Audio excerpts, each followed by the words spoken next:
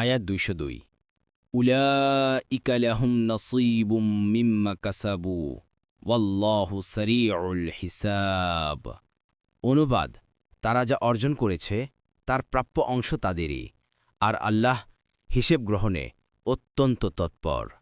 আয়াত ২০৩ ওয়াজকুরুল্লাহা ফি আইয়ামিম মা'দুদাতিন ফামান তা'আজ্জালা ফি ইয়াওমাইনি ফালা ইসমা আলাইহি ওয়ামান তা'আখারা ফালা ইসমা আলাইহি লিমান ইত্তাকা ওয়াত্তাকুল্লাহা ওয়া'লামু আন্নাকুম ইলাইহি তুহশারুন।